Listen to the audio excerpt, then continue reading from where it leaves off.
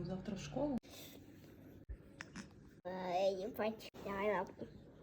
Крыску? Крыску делать.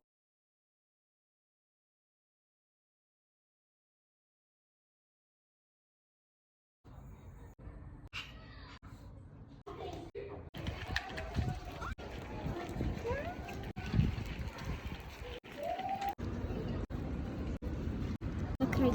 Записать. Сяд разу. Луис. Ну тут стало.